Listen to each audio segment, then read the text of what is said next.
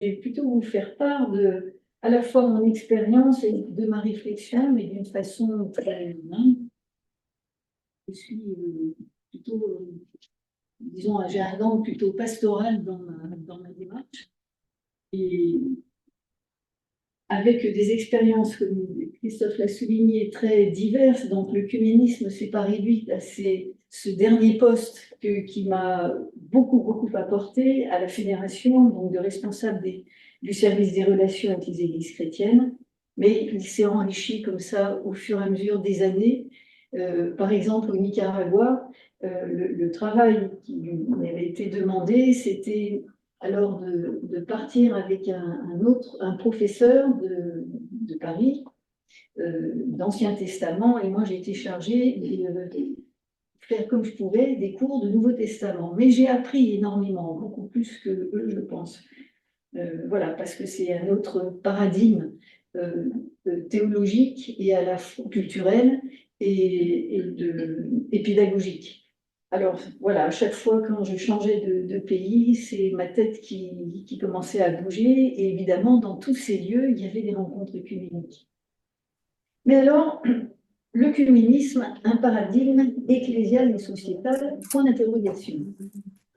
Je vais y aller, je vous l'ai dit, très modestement et à petits pas.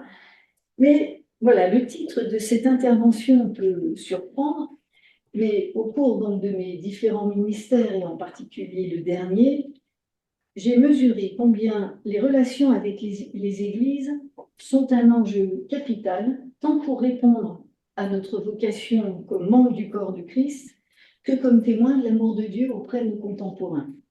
Je vous l'ai dit, je suis pasteur, donc j'ai un angle aussi où, voilà, où je vais vous dire aussi mes convictions. Hein. Les relations avec les églises et mouvements œcuméniques recouvrent la même chose, mais chaque expression souligne deux aspects essentiels. Les relations, d'abord parce que les avancées se font par des rencontres, des relations de confiance. Et en même temps, c'est un mouvement dans le sens d'une marche, d'un cheminement et non d'un état statique. Alors, je n'idéalise pas du tout le mouvement œcuménique, mais en soi, dans son concept même et sa finalité, je fais l'hypothèse qu'il peut être un paradigme à la fois ecclésial et sociétal. Et j'entends ce titre non comme un modèle qui placerait le mouvement œcuménique sur un piédestal et pourrait servir à donner des leçons, mais plutôt comme une sorte d'aiguillon qui rappelle un horizon, comme une dynamique qui met en marche et comme un engagement qui n'est pas à option, mais fait partie de notre identité chrétienne. Je vous rappelle que le mouvement œcuménique cherche à répondre à ce don de l'unité.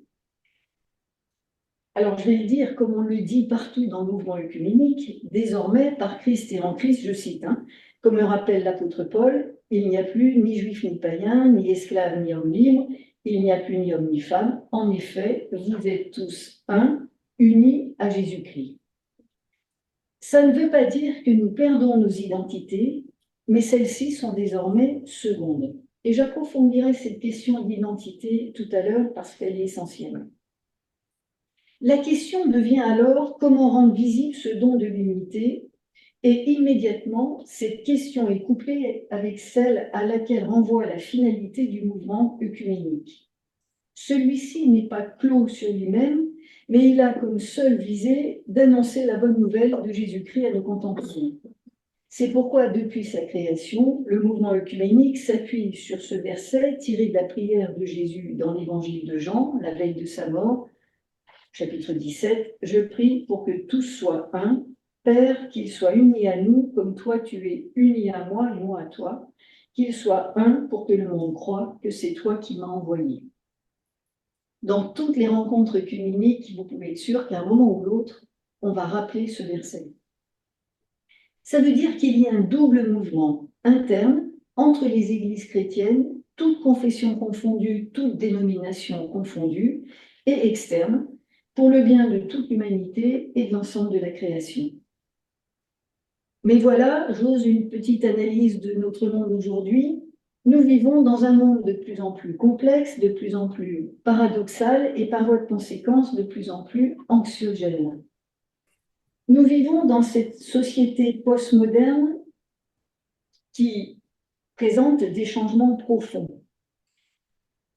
Le plus grand est sans doute cette sortie de la religion nous faisant entrer dans une ère post-chrétienne, ou comme l'analyse Jérôme Fourquet dans son livre L'archipel français, pas récent mais je trouve complètement pertinent encore aujourd'hui, qui date de 2019, où il explique que la matrice judéo-chrétienne est en train de disparaître, laissant place à des changements civilisationnels et anthropologiques importants. Il suffit de penser, par exemple, au débat sur la fin de vie, sur l'augmenté, l'intelligence artificielle, etc. Nous sommes sans cesse en train de nous adapter, de chercher à vivre ensemble le moins mal possible. Un seul exemple. Le rapport au temps n'est plus le même dans notre monde de l'immédiateté. Nous savons ce qui se passe à l'autre bout du monde jusqu'à suivre des guerres presque en direct. L'information est quasi immédiate avec des réseaux sociaux qui ont pris une telle ampleur qu'il est aujourd'hui nécessaire de légiférer, d'apprendre à trier les vraies et les fausses informations, de discerner en développant un esprit critique. Vous savez bien aussi avec les sirènes des influenceurs.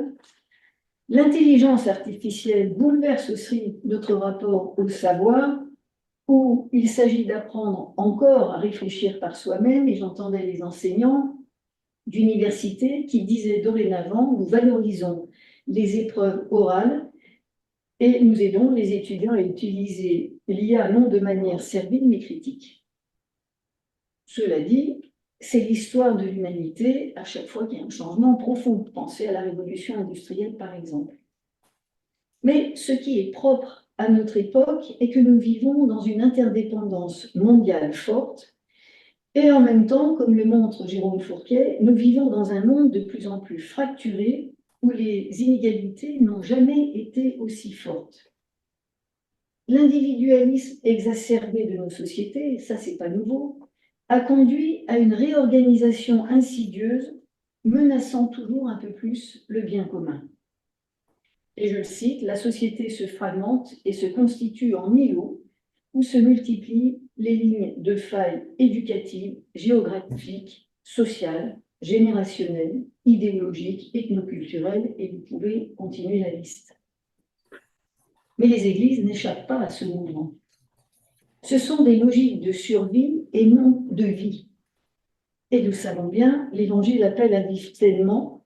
C'est pourquoi ce don de l'unité est à la fois un impératif et un horizon. Un impératif parce que ce n'est pas un choix, mais une conséquence de cette vie nouvelle offerte par Dieu en Jésus-Christ. Cette vie abondante, surabondante, qui, fondée sur l'amour inconditionnel de Dieu pour chaque être humain, fait tomber toutes les barrières et toutes les exclusions. Et c'est un horizon parce que c'est, et je reprends une expression archi connue, un déjà et un pas encore. Nous le vivons, mais seulement en partie. Et parfois, c'est vrai, une petite partie seulement. Mais ce qui compte dans ce mouvement œcuménique, c'est de regarder l'ensemble dans le même sens. Ce ne sont pas les églises qui fixent le but et qui déterminent cet horizon. Il nous est donné, à nous de marcher dans cette direction. Voilà pourquoi je crois que le mouvement œcuménique est essentiel, parce que celui-ci oblige au temps long et ne peut fonctionner dans l'immédiateté, parce qu'il s'agit d'apprendre à se connaître, à se faire confiance, à se comprendre. Et la confiance ne se déclare pas, mais elle se cultive. J'en reviendrai dessus, mais certains dialogues, par exemple, ont mis plus de 30 ans à aboutir. Alors, que propose ce mouvement et en quoi il peut être justement un paradigme à la fois ecclésial et sociétal? Alors, j'ai trois parties tout à fait inégales. La première, c'est de dire que l'œcuménisme, c'est un antidote à tous les individualismes. Deuxièmement, que l'œcuménisme est une école du vivre ensemble.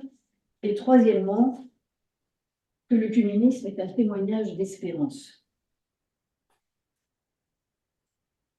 D'emblée, quand je dis que l'œcuménisme est un antidote à tous les individualismes, c'est une manière de dire que le mouvement œcuménique est appelé à avancer à contre-courant de notre société, à résister contre ces mouvements communautaristes, ces îlots d'affinité, pour pouvoir témoigner de ce qui fait le cœur de notre foi, ce salut en Jésus-Christ pour quiconque. Et c'est ce quiconque qui est important. Alors, pour comprendre concrètement ce que ça veut dire et ce que j'ai vécu aussi dans ces différents ministères, je vais passer par une phase rapide, mais un tout petit peu descriptive. Évidemment, il y a plusieurs niveaux dans le mouvement œcuménique. D'abord, un niveau institutionnel.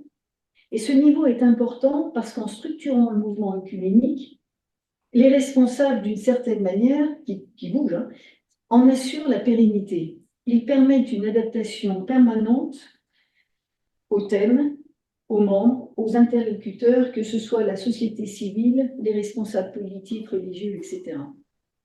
Et vous le savez, je pense que Frédéric Chavel en a parlé la semaine dernière, mais il y a donc une instance mondiale qui est le Conseil œcuménique des Églises, où est aussi présente l'Église catholique romaine, non pas comme membre, mais comme participante notamment aux deux départements principaux. Le premier, c'est celui de foi et constitution qui travaille toutes les questions doctrinales, donc qui est vraiment un sujet important, puisque le principe, c'est de prendre un thème, évidemment, qui divise, et puis de le travailler avec une équipe d'experts de différents pays.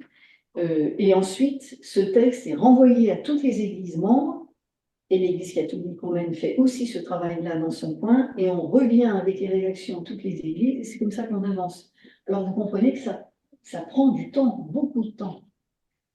Il y a aussi le Conseil œcuménique est aussi chargé de faire du plaidoyer sur des grands sujets sociétaux pour faire entendre la voix des chrétiens dans le monde, et par exemple sur la question de l'immigration, au moment du Covid-19, etc., etc. Et puis, c'est aussi des lieux de rencontre. Encore une fois, je vous disais, le mouvement œcuménique, ça passe aussi par de la rencontre pour créer de l'amitié, de la confiance. Et puis, il y a les bras droits du Conseil œcuménique des Églises, ce sont ce qu'ils ont appelé les régions. Alors, pour nous, c'est l'Europe.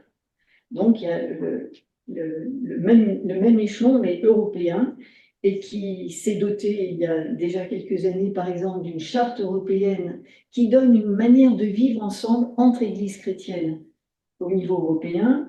Mais ce conseil est aussi chargé de faire du plaidoyer, et en ce moment, il travaille essentiellement autour de ce conflit en Ukraine. Ils essayent de mobiliser les églises et interpeller aussi les politiques sur ce sujet-là. Donc, mais pas que, hein, il y a aussi la question de la migration, la question écologique, voilà. Et puis, il y a évidemment, pour tous ces pays-là, un niveau national. Pour nous, en France, c'est le Conseil d'Église chrétienne en France, qui a pour objectif de faire entendre la voix des chrétiens dans la société française. C'est pas si simple que ça, puisque là, on réunit quand même toutes les églises chrétiennes. Pour la fédération protestante, c'est le président qui en est le représentant, mais qui est chargé de représenter l'ensemble du protestantisme français, pas uniquement la fédération protestante. Il y a évidemment le président de la Conférence des évêques de France, et puis le président de l'Association des évêques orthodoxes de France. Et c'est un lieu à la fois qui est très convivial, parce que là, on partage nos préoccupations, alors au niveau national, mais qui peuvent aussi toucher des questions locales. Par exemple, c'est quand il y a eu cette question des abus sexuels, ça a été un partage où on a, oui, vraiment, on s'est écoutés les uns les autres, et même on a pleuré ensemble. C'est-à-dire face à une détresse et une souffrance qui était indescriptible. Voilà, donc c'est à la fois un lieu de solidarité, c'est un lieu aussi de travail théologique, où on a travaillé sur, par exemple, le dernier sujet, ça a été le racisme dans l'Église. C'est vous dire quand même si on va toucher des choses qui sont très concrètes pour se dire, après, je reviendrai là-dessus sur un plan beaucoup plus général, comment est-ce que en France, on va travailler la question, c'est avec nos anciennes colonies, du rapport à l'esclavage. On avait fait venir quelqu'un qui a montré que l'esclavage en Europe s'enracine, que le racisme en Europe s'enracine dans cette question d'esclavage. On ne l'a absolument pas traité. Mais le problème, c'est que nos églises sont des microcosmes de la société. Et bien non plus, on ne l'a pas traité. Donc voilà, on a travaillé 2 ans là-dessus, on a proposé des textes, mais ça aboutit à des choses aussi très concrètes. C'est que, par exemple, on a organisé des rencontres entre les responsables de formation des ministres dans les églises protestantes, catholiques et orthodoxes. On s'est rencontrés, on a travaillé ensemble pour ensuite faire de la formation aux ministres qui arrivent, qui viennent de l'étranger et qui arrivent pour travailler dans nos églises. Et là aussi, hein, de dire mais comment on travaille cette question du racisme, comment on travaille cette question de l'accueil de l'autre. Et puis aussi, ce CCF, il est important parce que il est dans cette... il travaille dans 2 domaines où on partage des responsabilités œcuméniques. C'est celui de la formation avec l'Institut supérieur d'études œcuméniques, qui est placé sous l'égide du Conseil des Églises chrétiennes en France, et qui a cette particularité d'offrir des cours à 3 voix, catholiques, orthodoxes, protestants, sur des différents thèmes et qui sont assurés par les facultés catholiques, protestantes et orthodoxes de Paris. Sachant qu'on a aussi fait un lien avec les églises locales pour offrir un colloque par an, et puis aussi des formations, décentralisées dans différentes régions. Et puis, deuxième engagement qui est placé sous l'égide du CCF, c'est l'engagement écologique avec Église verte. Voilà, c'est pour vous dire que ces instances, elles ont aussi une réalité extrêmement concrète. Ce n'est pas simplement du discours et puis du travail institutionnel, pas du tout. Vite, vous avez aussi les échelons régionaux, le travail dans l'Église, etc. Ce que je veux dire par là, c'est que ce qui est remarquable dans toutes ces instances, c'est qu'elles rassemblent des responsables d'Église, des théologiens, des acteurs de la société, souvent experts dans les domaines travaillés. Beaucoup sont repérés pour leur travail et leur intérêt pour l'œcuménisme, mais ce n'est pas toujours le cas. Ça dépend de l'instance qui est concernée. Le Conseil des Églises chrétiennes en France, il est présidé, je vous ai dit, par ses 3 coprésidents, donc de la Fédération protestante, de la Conférence des évêques et de l'Association des évêques orthodoxes de France. Ce qui est paradoxal, c'est que sont rassemblées ici des personnes, non pas d'abord pour leur travail œcuménique ou leur conviction œcuménique, mais pour leur fonction. Commence ainsi le travail de fond qu'impose le mouvement œcuménique, à savoir un mouvement de conversion. Et le mot n'est pas trop fort, parce que pour avancer ensemble, on ne peut pas se contenter de se côtoyer. L'enjeu encore, une fois, c'est d'apprendre à se connaître pour développer de la confiance et des collaborations.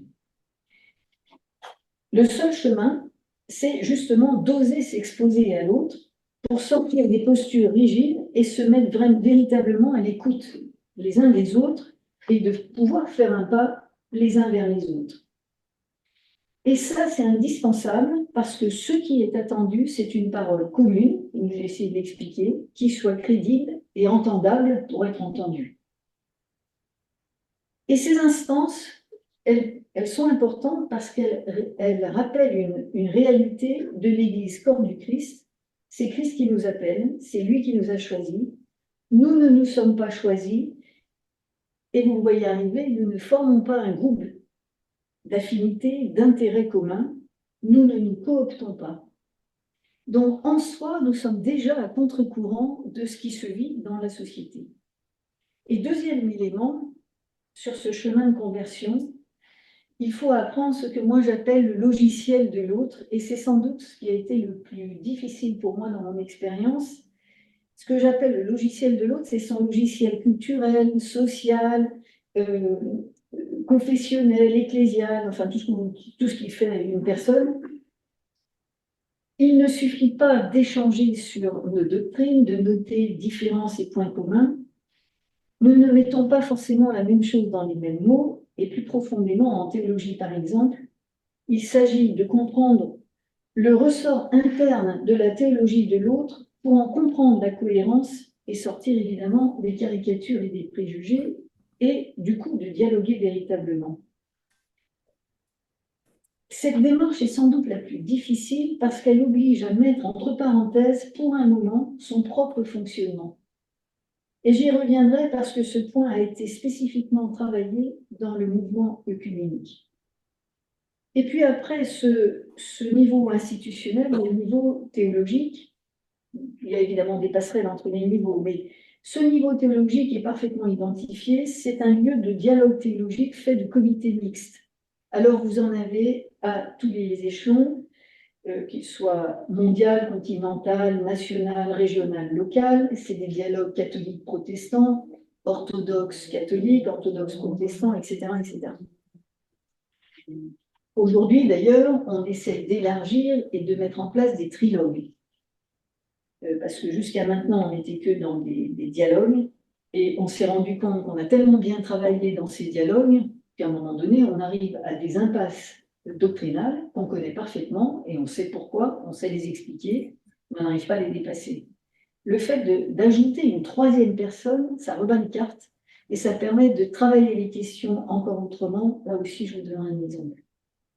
Bref, le but là, c'est de dialoguer pour arriver à des accords théologiques. Et le but, c'est d'être dans une communion de plus en plus grande pour aboutir à ce qu'on a appelé dans le mouvement œcuménique une pleine communion. Communion, c'est le mot peut-être qu'on préfère dans le protestantisme, mais qui est le même mot pour dire unité, qui est sans doute plus galvaudé. C'est le théologien André Birnulet qui définit ainsi ce qu'implique cette pleine communion. Il dit la déclaration de la communion ecclésiale est la reconnaissance de la pleine ecclésialité de l'autre famille ecclésiale. Elle est, tout comme mon Église, une expression pleine et authentique de l'unique Église de Jésus-Christ. Ce qui revient à dire que lorsque je vais dans une église n'importe où dans le monde avec laquelle mon église est en pleine communion, je suis chez moi, dans mon église, même si les expressions de foi, l'organisation, les traditions ne sont pas les mêmes. Ces différences ne sont pas séparatrices. Et cette reconnaissance peut aller jusqu'à l'union entre deux églises, c'est ce que nous avons fait en France entre réformés et luthériens, ou ce que j'ai découvert aussi dans une région de l'Inde entre réformés et anglicans. Cette démarche implique l'interchangeabilité des ministres et les églises signataires alors s'engagent à rechercher un témoignage et un service commun, à poursuivre le travail théologique commun, à tirer localement les conséquences structurelles nécessaires, donc ça amène aussi à certains changements internes, et à faire profiter tout le mouvement œcuménique de leurs relations nouvelles. Alors, je ne détaille pas, mais je reprendrai ça par un autre biais. Et puis enfin, le dernier échelon, on pourrait dire, c'est le niveau ecclésial, ce niveau que nous pratiquons tous par des rencontres entre paroisses, groupes locaux pour prier, étudier la Bible, etc. Mais il implique aussi nos églises à différents échelons, quand par exemple, le pape François, puisque c'est la dernière fois qu'il l'a fait, invite des délégués fraternels d'autres confessions pour participer au synode des évêques, ou quand une union d'églises, et c'est quasiment systématique maintenant, invite des représentants des autres églises à leur synode, congrès, rassemblement national ou mondial.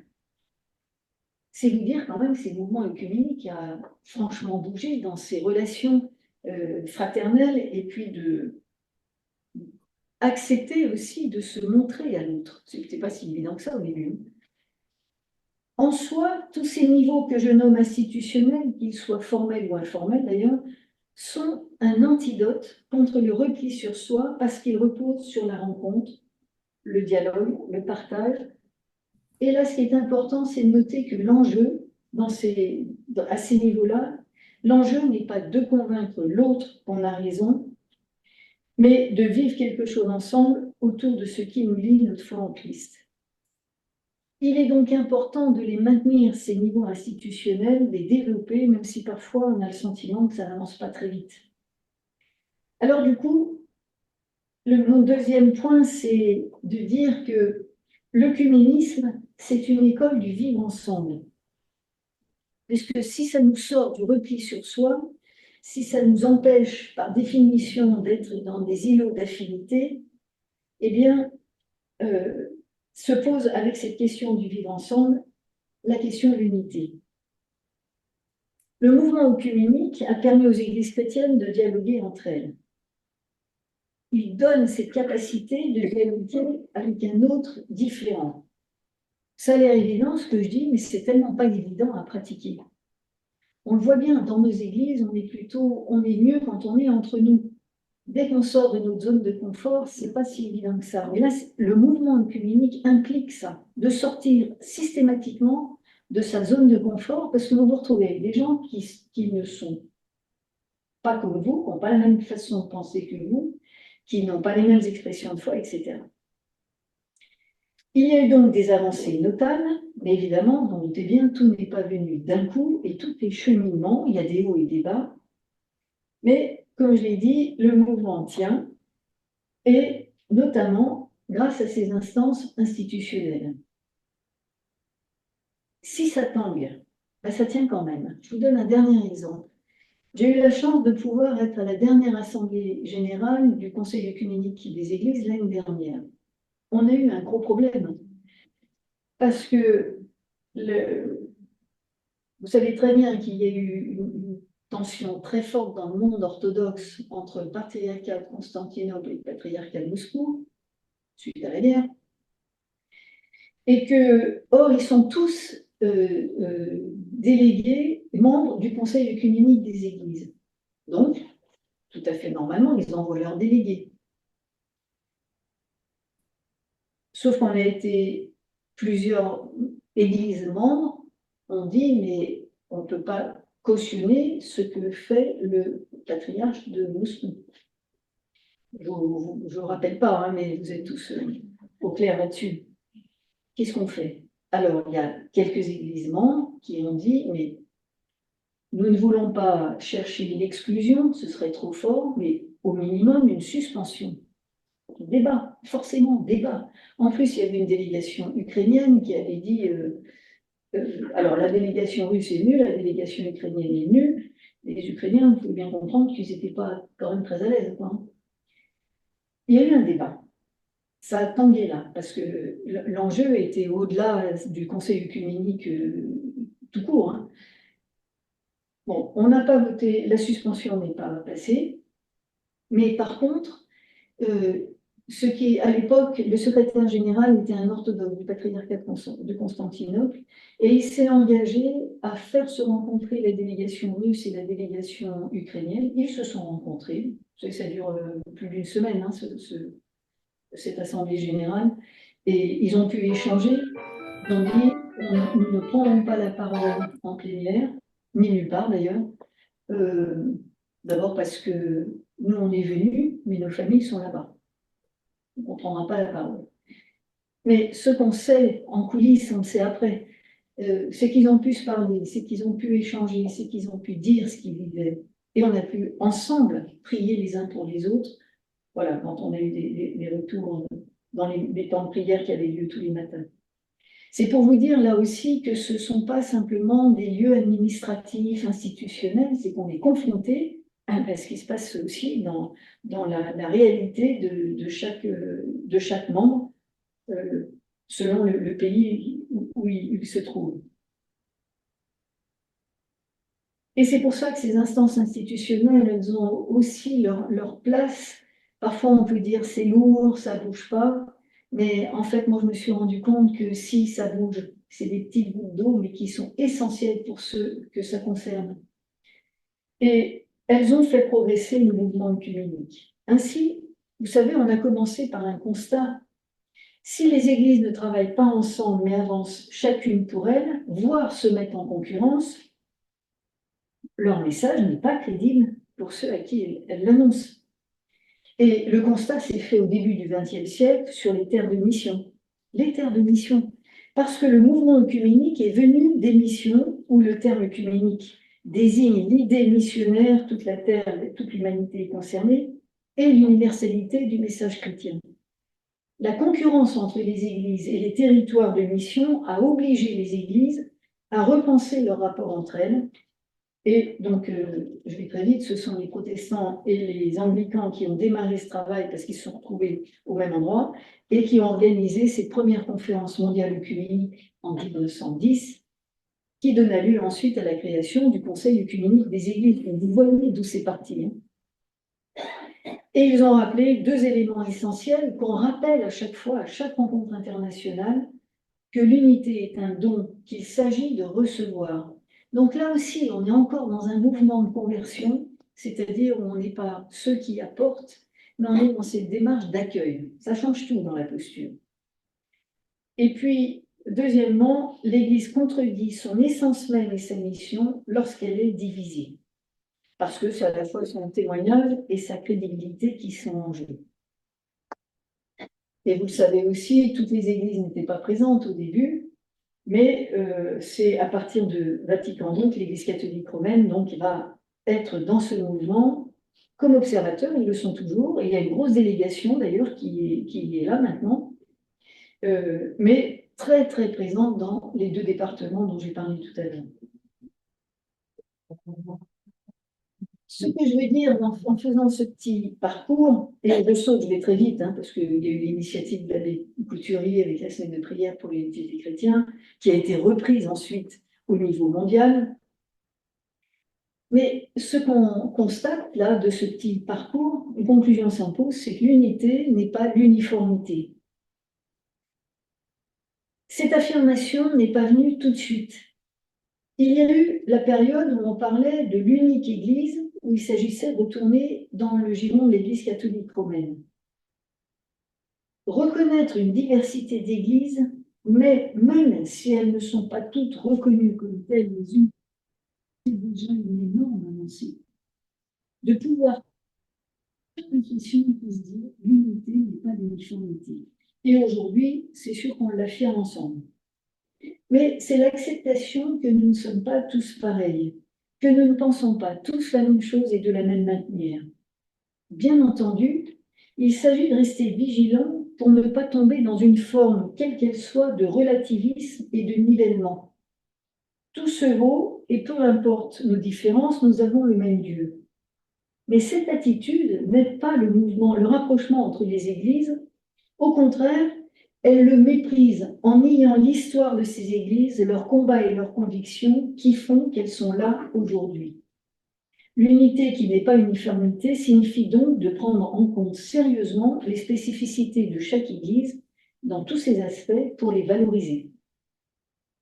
Mais cette démarche n'est pourtant pas suffisante parce qu'elle peut maintenir sur le seuil, c'est-à-dire faire de l'œcuménisme l'acceptation polie, voire indifférente des diversités d'églises, et chacune continue seule, chacune sur des rails parallèles.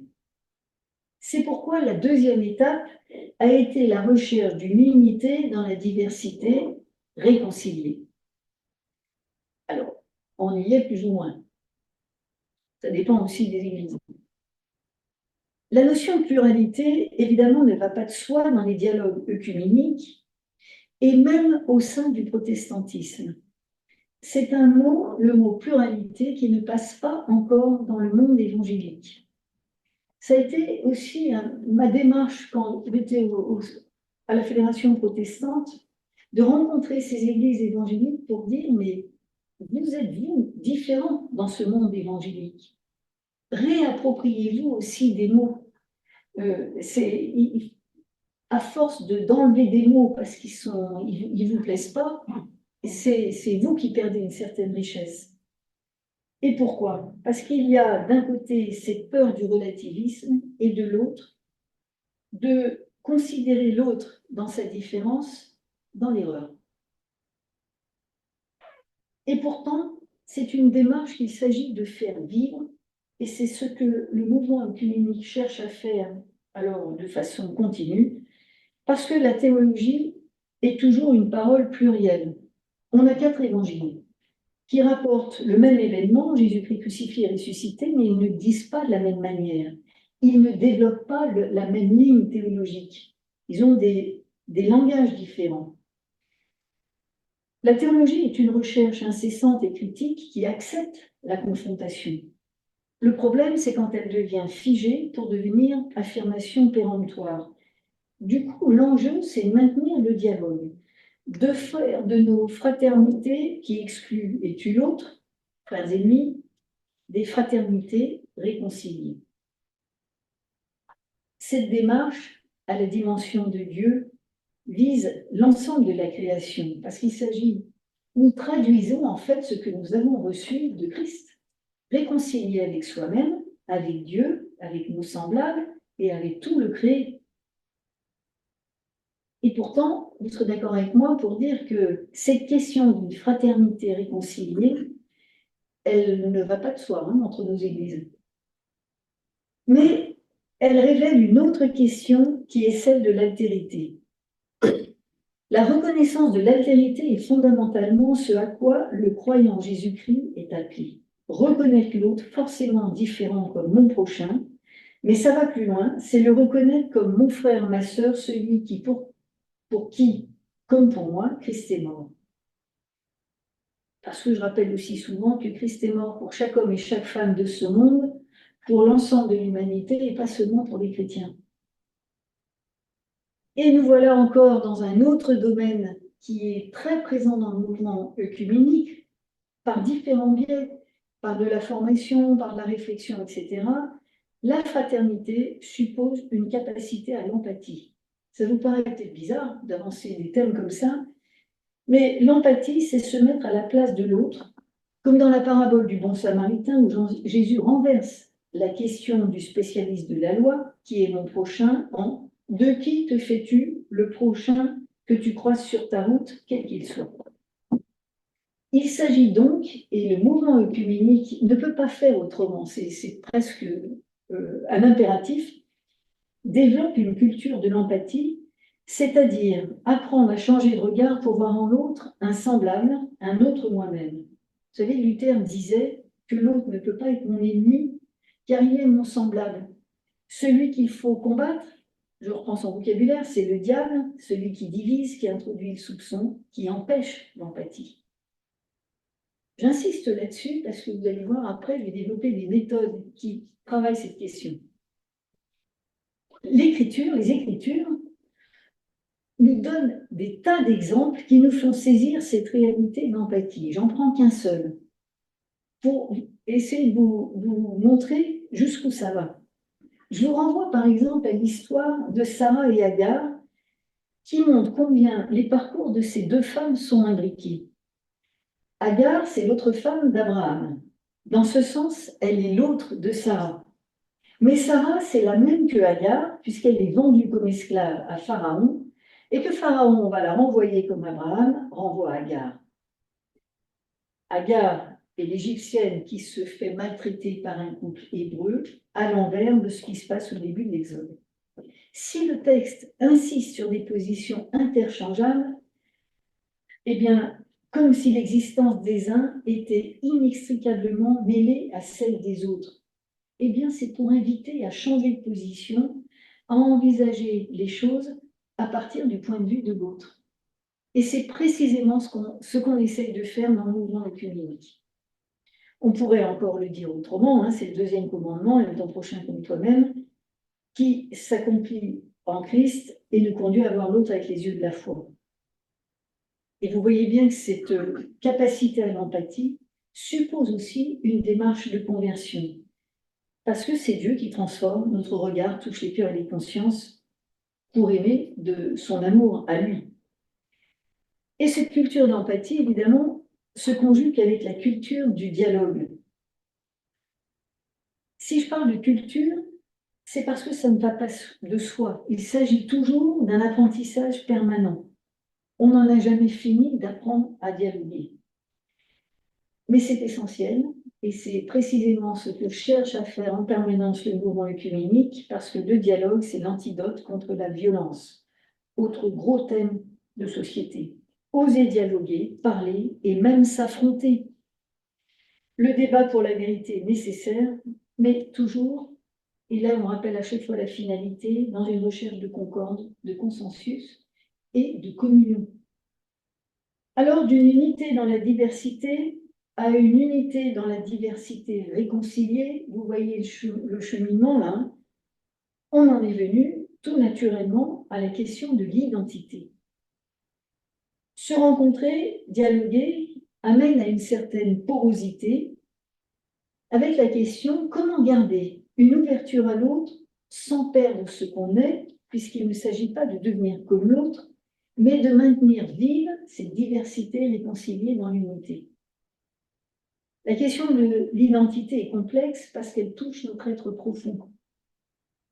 Mais c'est précisément dans la confrontation à la différence que nous comprenons qui nous sommes. Et en œcuménisme, on parle de 3 identités. L'identité existentielle, confessionnelle et ecclésiale. Évidemment, ces identités sont liées et inséparables. Ce sont ces 3 identités tenues ensemble qui permettent concrètement cette ouverture à l'autre. C'est ce fil à 3 brins qui empêche de brandir toute forme de supériorité sur l'autre. Et vous savez, sans nous en rendre compte, c'est quand même ce qu'on vit. Je pense par exemple au rapport en France, par exemple, mais au rapport majorité-minorité, qui change le rapport entre les églises d'un pays à l'autre. C'est ce que nous vivons en France, par exemple, entre orthodoxes, protestants et catholiques, parce que les protestants et les orthodoxes sont tout petits, et nous sommes très minoritaires par rapport aux catholiques. Vous allez en Suisse ou en Allemagne, le rapport n'est pas du tout le même. Et concrètement, ça ne se vit pas de la même manière. Je pense aussi au rapport entre autorité et pouvoir. On pourrait multiplier les thèmes. Et cette identité triple nous ramène toujours à l'essentiel. Nous pouvons nous risquer vers l'autre parce que nous appartenons à Christ. C'est lui qui nous tient, c'est lui notre fidélité, et je rajoute, c'est lui notre paix, notre réconciliation, et qui fait de nous les membres de son unique corps. Je m'aperçois que je n'ai peut-être pas précisé ce que j'appelle identité existentielle, c'est quand j'ai été saisie par Christ. Ça, c'est mon rapport avec Dieu. J'ai été saisie par Christ. Vous pouvez mon cheminement avec Christ, etc. L'identité confessionnelle, c'est je suis protestante. J'appartiens à la confession protestante. Alors, avec son histoire, sa culture, mais en même temps, je suis dans l'Église protestante unie, c'est-à-dire j'appartiens à une Église particulière. C'est-à-dire ma foi, elle est incarnée quelque part. Je la vis quelque part avec d'autres croyants. Et vous avez remarqué, souvent quand on se présente dans un contexte œcuménique, on dit je suis protestant ou je suis catholique. C'est-à-dire qu'il faut systématiquement qu'on mette en avant notre confession. Mais on n'est pas que ça. Et il s'agit de tenir ensemble ces 3 identités pour justement vivre ce que je disais au tout début, comment nous vivons cette unité, ce un en Christ. Et rappeler ce fondamental que parce que j'ai été saisie par Christ, après mon histoire a fait que je le vis concrètement à tel ou tel endroit. Et du coup,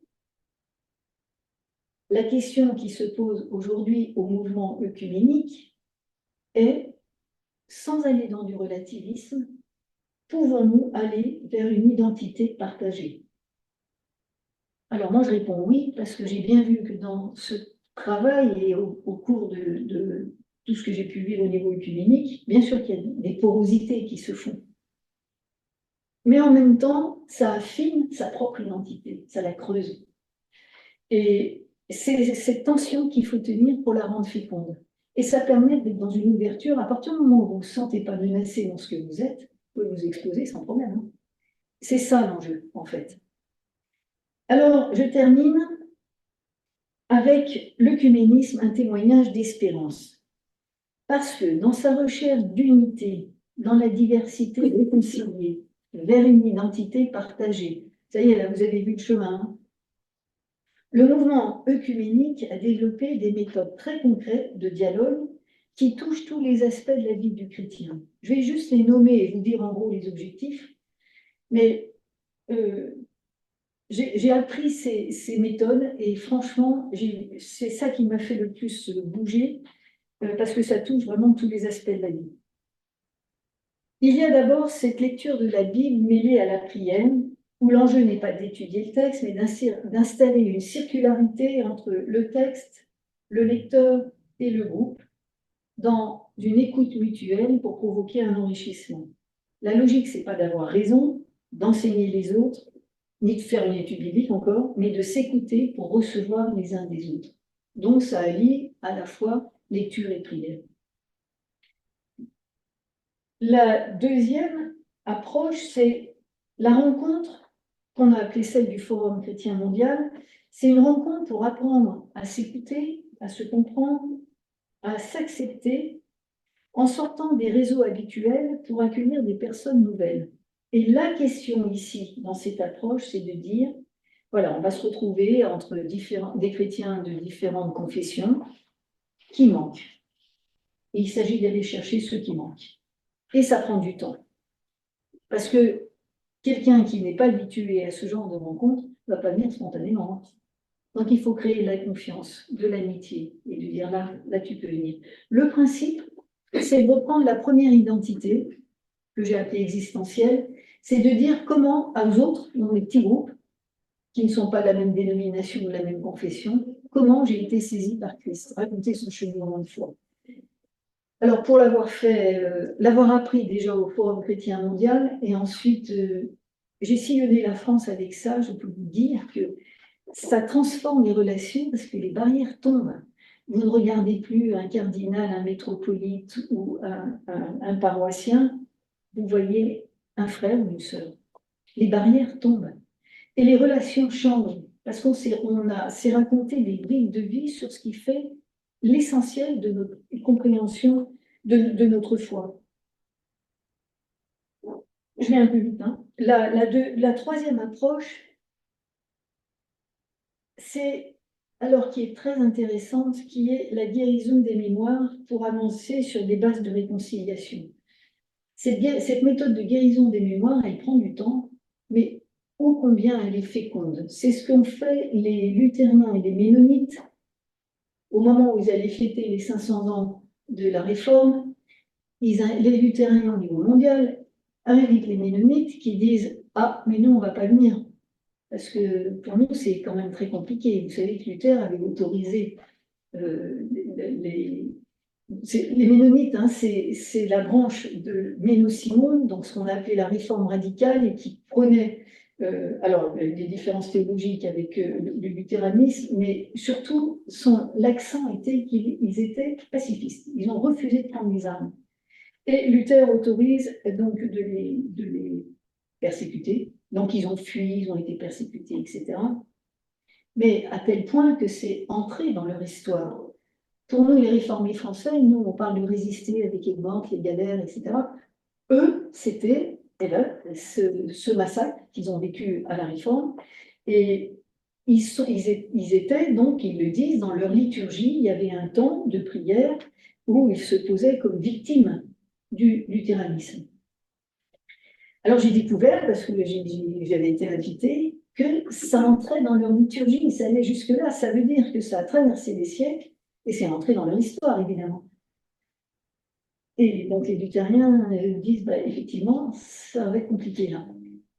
Ils ont fait un travail ensemble qui a duré 30 ans, où le principe, c'est que chacun raconte ce moment de l'histoire. Et on dit, on ne peut pas changer les faits, mais la manière de les raconter, on peut le changer. Le but, c'était que chacun raconte ce moment de l'histoire pour arriver à un texte commun. Ils ont mis 30 ans à le faire, mais ils l'ont fait. Et à la sortie, ils ont fait une célébration de réconciliation. Les Ménonites ont enlevé, parce qu'ils ont pu là, sortir de cette position de victime, ils l'ont enlevé de leur liturgie, et les relations, du coup, sont complètement fluides, amicales, conviviales, et ils travaillent ensemble, ils collaborent ensemble. Imaginez qu'on fasse ce travail entre la France et l'Algérie, pour ne reprendre que cet exemple. Je vais vite. Il y en a une autre, alors qui va être sur le plan théologique, c'est ce que, là je reprends aussi une expression d'André Birmelet, ce qu'il a appelé le consensus, non pas différencié, mais différenciant. pour les dialogues théologiques. Là, ce n'est plus seulement repérer les éléments de convergence et de divergence quand on travaille un sujet théologique entre deux unions d'églises, deux églises, deux confessions, mais c'est d'abord, le premier travail, c'est d'établir un socle commun. Et puis, accepter des différences à condition que ces différences ne soient pas séparatrices, à partir du moment où le socle est respecté. Alors, je vais très vite parce que je sais que Frédéric en a parlé. C'est ça qui a été utilisé à l'ACP pour la concorde de Leuenberg entre réformés et luthériens en Europe. C'est cette méthode qui a été utilisée. Mais c'est aussi cette méthode qui a été reprise pour la déclaration conjointe de la doctrine de la justification, donc entre luthériens et catholiques, et puis ensuite qui a été signée par les réformés, les anglicans et les méthodistes. Alors ça, c'est très important parce qu'elle permet de pouvoir dire les spécificités de chacun, des nuances, donc de pas niveler et de ne pas dire on est tous pareils. On garde ses propres spécificités, mais le socle commun est tellement sûr que le reste n'est pas séparateur. Quand même, la DCJ, d'affirmer le salut unique par la grâce seule, c'était quand même le point de lecture. Et de le dire ensemble, maintenant on en est à quelles conséquences on en tire. C'est pour vous dire aussi que ces méthodes-là, non seulement elles permettent d'aboutir, mais maintenant c'est à nous de travailler. Nous, partout où nous vivons, dans nos groupes locaux, à tous les échelons, quelles conséquences on en tire du dire nous sommes justifiés par la grâce. Point. Et on peut le dire ensemble. Ça, c'est quand même extraordinaire. C'est-à-dire, pourquoi est-ce qu'on ne pourrait pas développer de la catéchèse commune? Pourquoi est-ce qu'on ne pourrait pas aussi travailler sur des prédications et des homélies ensemble, etc., etc.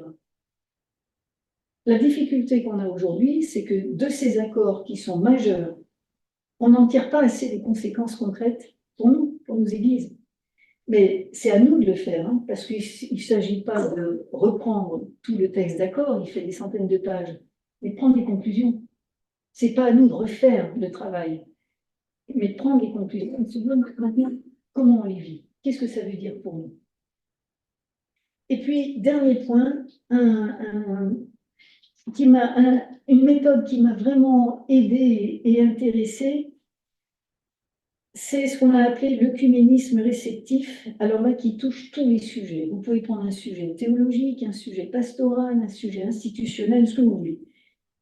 La démarche ici, c'est pas de se demander que puis-je apporter aux autres, mais qu'est-ce que les autres ont à m'apporter qui me manque dans ma tradition, ma façon de comprendre, de vivre, etc. Vous voyez que cette démarche développe évidemment l'empathie, parce que pour s'enrichir de ce que vit l'autre, il est indispensable de le rejoindre là où il est. C'est au passage, c'est aussi ce qu'on a appelé l'œcuménisme des mains blessées. On fait référence à la parabole du bon samaritain. L'idée, c'est d'oser exposer à l'autre ses manques, ses échecs, ses blessures, pour qu'elles puissent être soignées par les autres. On ne peut pas se soigner soi-même, mais être soigné par les autres. C'est ça la démarche.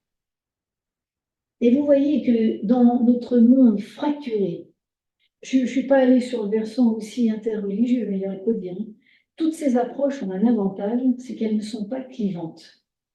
Et elles favorisent un dialogue respectueux des personnes, de leurs idées, tout en permettant à chacun de bouger, de ne pas rester figé dans une posture et surtout de sortir des préjugés et des jugements.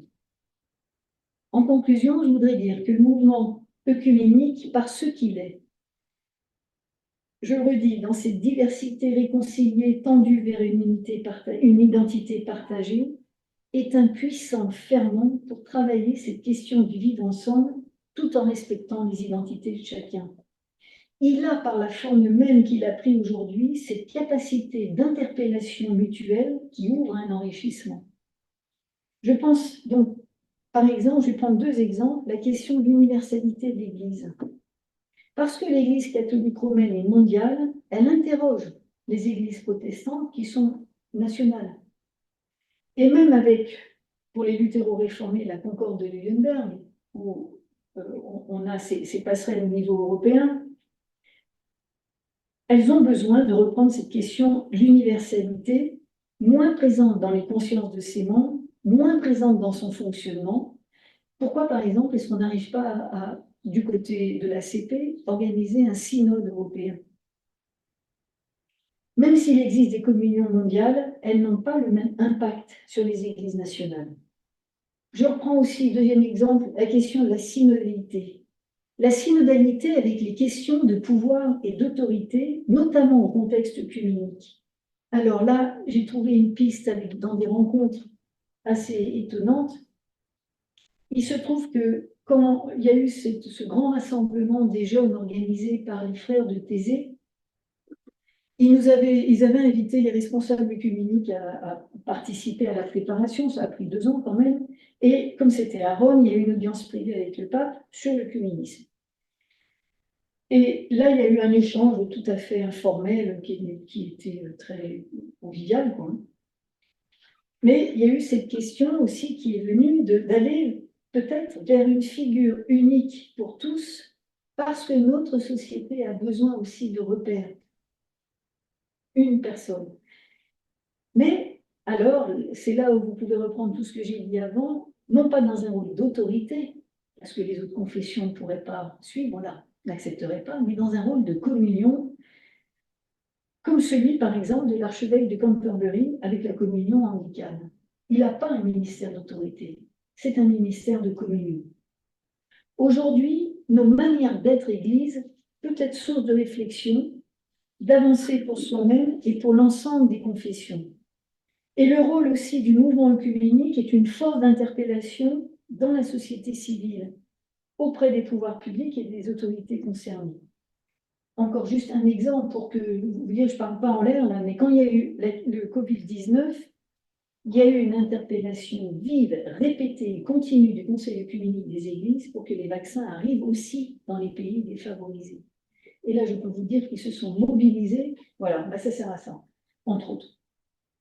En conclusion, avec des hauts et des bas, le mouvement œcuménique est une sorte de laboratoire sociétal et d'aiguillon ecclésial à manifester cette unité reçue de Christ en œuvrant pour le bien de tous, parce que rempli d'une espérance que rien ni personne ne peut lui retirer. Je vous remercie.